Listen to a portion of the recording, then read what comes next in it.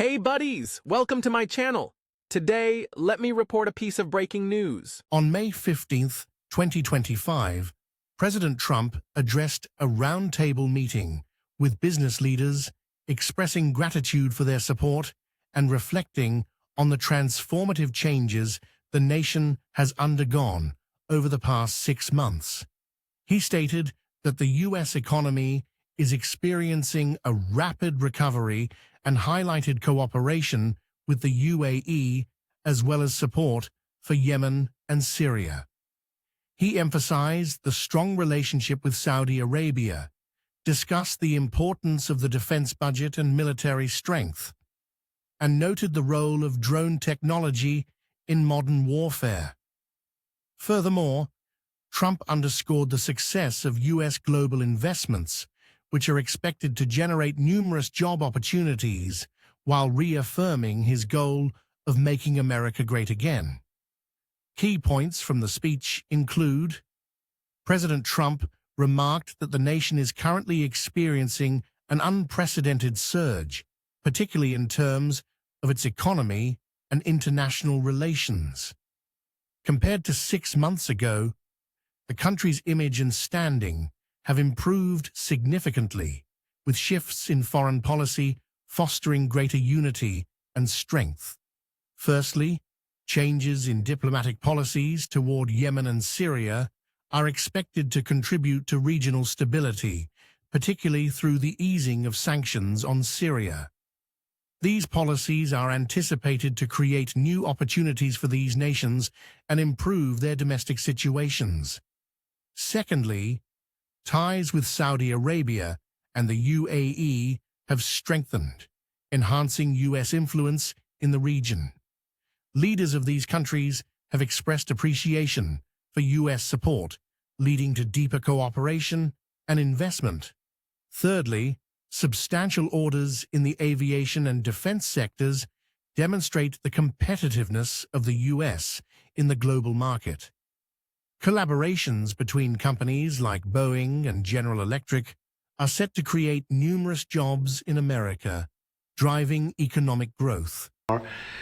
This has been an amazing trip, and as you know, I'm going to UAE in a little while. We're going to first watch an air show that will be spectacular from our friend, the Emir. He's done a great job, and I've met such great people, and as you know, that we're trying to give Yemen a chance, and we're going to give Syria a chance. With Yemen, they have a tremendous Houthi problem. I believe that's a problem for them. You know, you never really know. It's a tricky part of the world, but we were asked to stop firing at the Houthis, and that's something that they've never asked because they're tough and they're good fighters and all, but they're not going to be blowing ships out of the water anymore, so that's what we wanted.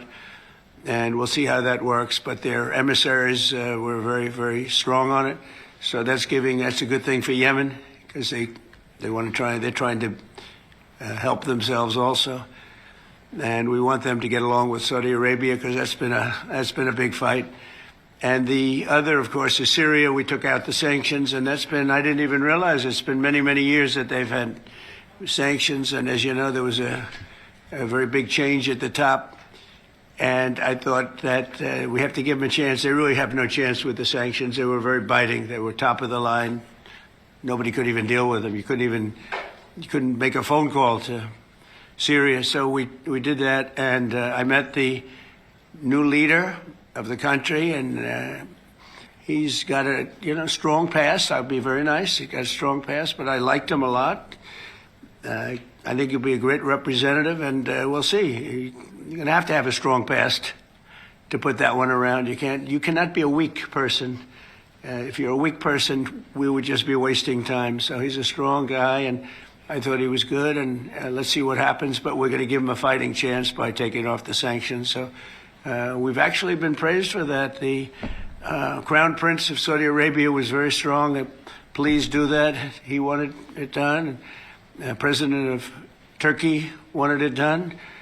President Erdogan called me, said, is there any way you could do that? Because if you don't do that, they don't have a chance. And so I did it, and it's actually been very popular. The Emir liked it a lot. It's been very, very popular. So let's see what happens. But it's my honor to have done it. And with that, we're surrounded by some of the greatest business people in the world. We just had a tremendous order of Boeing. This is Boeing, and this is General Electric. And General Electric, I hear, makes the best large airplane engine in the world by not even a contest. Maybe I'll have to change my engines one day in my plane because they're not General Electric. But, it's one of those things. But I hear you make the best engines in the world, Larry. Larry's somehow his people at General Electric. First of all, it's one of the greatest turnarounds that you'll ever see in a company because when you took it over, it was, I want to be respectful, General Electric was in trouble, to put it, I would say, right? To put it mildly. And now it's a hot company doing great. And it's, I would imagine the hottest thing is what's happened with the engine division because this engine is incredible. Would you like to say a couple of words, Larry, about that? Because he watches, when he sees Boeing, he's very excited because he supplies, I guess, for the most part, the engines. Would you like to say something? Sure. Well, Mr. President, thank you. And it's an honor to be here. We're thrilled about the commitment that Qatar Airways has made to both Boeing and GE Aerospace with the largest wide-body order really in our company's history, over 400 engines, both our GE NX, which powers the 787, the fastest-selling high-thrust engine in history, and our new 9X will power the 777X, which will be the largest commercial engine in the world. Will that be the same engine other than size, or is it different? It's a step forward and a generation forward as well. So even beyond? Yes. The large one? Very much so. That's great. And we think that really helps both Boeing and GE Aerospace continue to support not only our investment in domestic manufacturing, but in turn everything that we're doing to drive the $75 billion annual trade surplus that the aerospace industry enjoys in the U.S. today. So we're excited. I know Kelly and the Boeing team have been great partners, but Badr, our thanks to you for your trust and your commitment to both GE Aerospace and Boeing. We're gratified. Yeah, thank you very much. Kelly, go ahead, please. Well, Mr. President, first of all, thank you for your support. This is a major order for us. All of these aircraft will be built in the United States, creating a significant number of jobs, and I know that's a key mission of yours, and this order will help us accomplish that. Partnership with GE has been great. They do power exclusively our engines, and they're doing a great job here, and we're very pleased to be selected by Qatar for this largest wide-body aircraft order in the history of Boeing. Major accomplishment for us, and thanks to the administration for your support.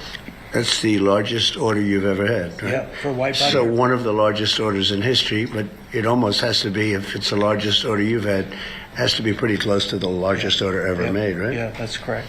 And you also, Boeing also got the jet fighter. We selected Boeing for the jet fighter, the state-of-the-art, highest level. It's an amazing looking plane. If it functions as well as it looks, I think we're going to have a big winner. But we're also looking at some additional jet fighters. We have some really good ones that we have.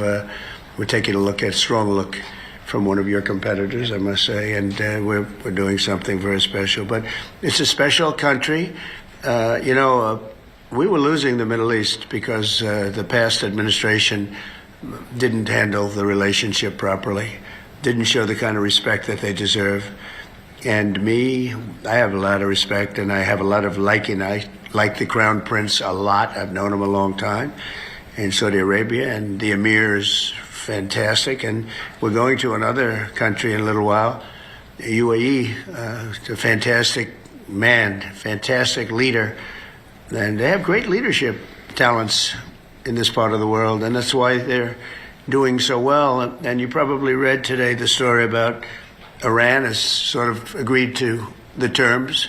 They're not going to make, I call it in a friendly way, nuclear dust. We're not going to be making any nuclear dust in Iran. And we've been strong. I want them to succeed. I want them to end up being a great country, frankly, but they can't have a nuclear weapon. That's the only thing. It's very simple. It's not like I have to give you 30 pages worth of details. There's only one sentence. They can't have a nuclear weapon.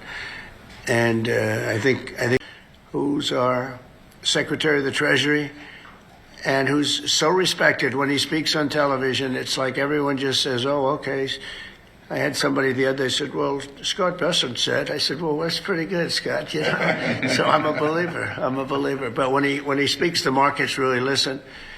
And the big thing is that we have, to me, the most important thing of all is that, forget about the recent stock market being so good. Much more importantly, we have hundreds of different big companies pouring into America now, creating jobs like we've never seen before. Now, the bad news, it takes a little while for that to, you know, when you build your factory and it takes a year and a half, 2 years, and they're going to build them very fast, and they don't need financing. That's the nice part. They don't need any financing. They have plenty of it. But they're building factories at levels we've never seen anything like it. And these are, you know, 10 billion, 12 billion, 50 billion. I said, how do you spend 50 billion on a factory? We have the chip companies coming in from Taiwan. We have Jensen, as you know, coming in with 600 billion.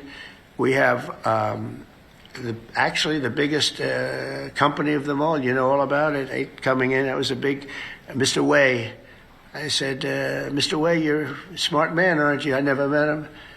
And I said, because I understand you control 99% of the chips. Oh, yes, I do. I said, that's pretty good. I said, is there any way of breaking that grip? They said it would take you many years. So I said, you know what? If you can't beat him, you join him. But he's going to be building the biggest factory anywhere in the world in Arizona and spending over $200 billion.